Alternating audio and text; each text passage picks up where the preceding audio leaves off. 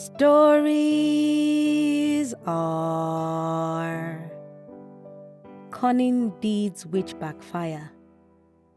My name is Osadimibi, and every week I will tell you a short story written by a Nigerian writer or author.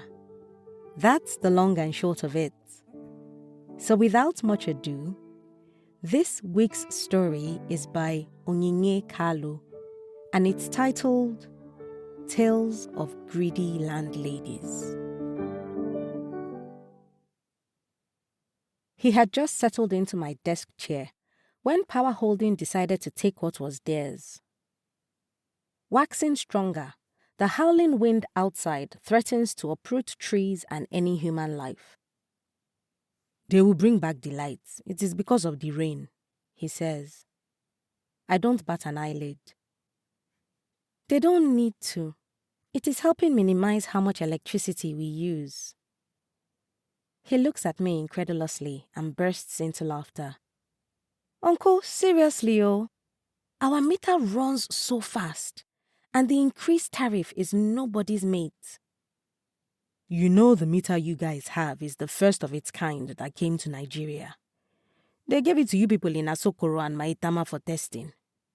Compared to newer models like my own, it consumes a lot of electricity. Uncle, you now use a meter? He sighs and shakes his head. Yes, so.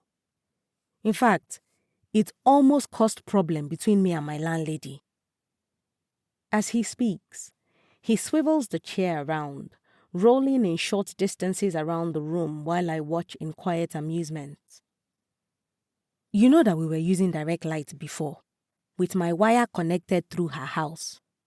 Every new month, I would give her 2,000 and she would add 3,000 to pay the bill. On her own, no. On her own, she went and applied for a meter.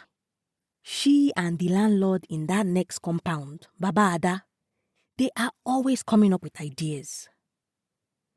Light in the meter will not finish.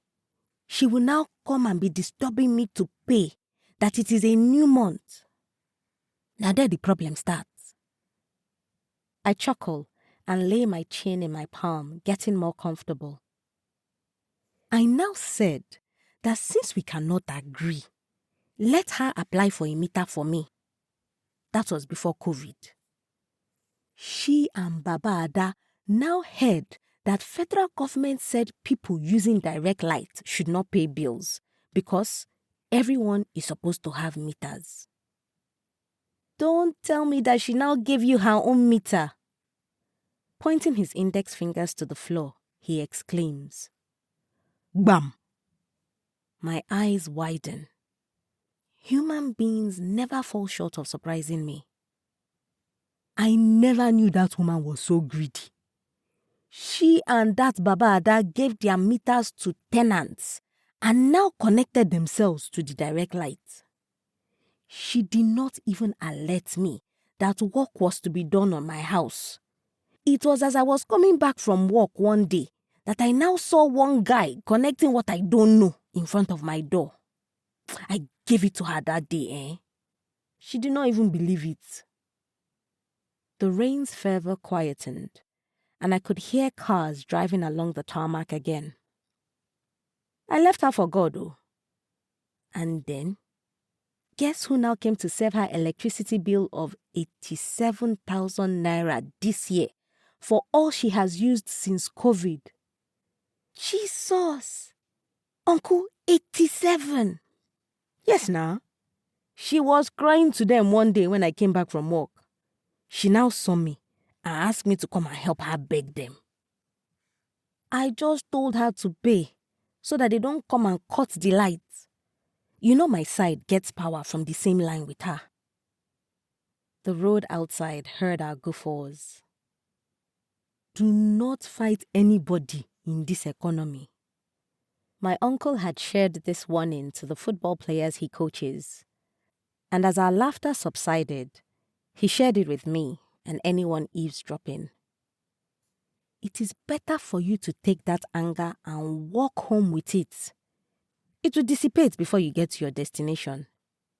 The smallest push you push somebody, they will just fall. And with the way things are now, you don't know if they have eaten in the past week. Before you know it, you will now hear that they have joined the ancestors, and you will find yourself in a holding cell awaiting trial.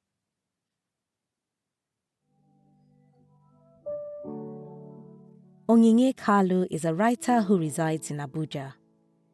She writes to explore the depths of her being and to understand the unique experiences which shape our lives. You can read more of her work on her Substack at As I Live and Breathe, and connect with her on Instagram at Onyinye Reads and Writes. Details and links will be in the episode description. If you've got a story you would like to be featured on this podcast, or a published book you want to make into an audiobook, send an email to info@osadumebi.com or send me a message at osadumebi on either Facebook, Instagram, LinkedIn, or X. I look forward to collaborating with you. And if you've enjoyed this week's episode, please subscribe, leave a review, and tell someone, everyone, that stories are a good escape for a few minutes each week.